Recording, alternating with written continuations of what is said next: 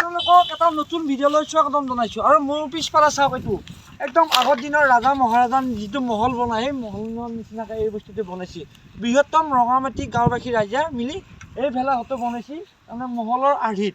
আৰু মই আহিলোঁ চাবলৈ, আৰু প্ৰত্যেকবাৰ দাদাহঁতে মানে কিবা নহয় কিবা এটা বনাই থাকে।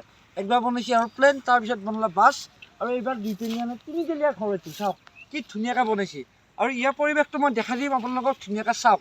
আৰু যিহেতু অহাকালি হ'ল উৰুকা, আৰু উৰুকাৰ কাৰণে এইটো মানে ইয়াতে সকলোৱে গাঁওবাসী মানুহ মিলি ভোজ খাব। আৰু মই আহিলোঁ চাবলৈ, আৰু অলপ দেখাই দিওঁ আপোনালোকক পৰিৱেশটো ধুনীয়াকৈ।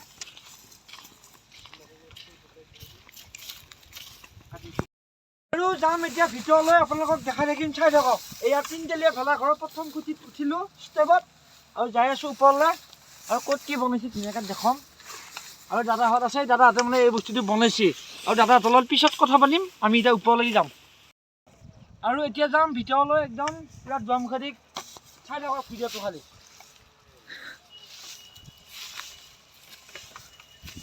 আৰু কি ধুনীয়া বনাইছে, মানে ওপৰতো একতলা আছে। এইখন হ'ল চাৰ্ট, তাৰমানে বাঁহেদিয়ে চাৰ্ট দিছে তাৰমানে ইয়াতে। ইটা বাৰেদি ক'ত দিব ভেলাঘৰ, সেইকাৰণে বাঁহেদিয়ে দিছে। আৰু এইটো হ'ল যে বেলকনিৰ নিচিনা তাৰমানে, এইটো হ'ল বেলকনি। ইয়াৰ পৰা মানে গোটেই পৰিৱেশটো চাব পাৰি। আৰু এয়া এইফালে ধুনীয়া পথৰ গৰু ছাগলীয়ে ঘাঁহ খাই আছে। আৰু দেখাই আছোঁ আপোনালোকক, এইবাৰ যাম ওপৰতলাৰ লাগি। ওপৰতলাত যাই দেখোন ধুনীয়া পৰিৱেশ। মই আছোঁ বিল্ডিঙৰ ওপৰত, আৰু ওপৰৰ পৰা আপোনালোকক দেখাই দিছোঁ। ইয়াৰ ওপৰত আৰু এখন আছে চাওক, তাতেও যাব পাৰি। তালৈকে বৰ্তমান নাযাওঁ। আৰু ইফালে চাওক, মই ইফালে যাই দেখাই আছোঁ আপোনালোকক, চাই থাকক।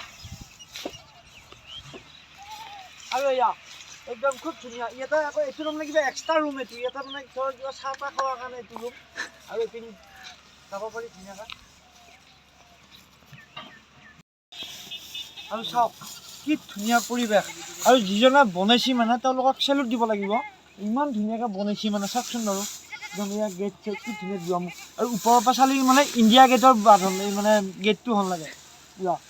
এনেকুৱা শুনি যাব পাৰি। আৰু এইফালে খিৰিকীও আছে।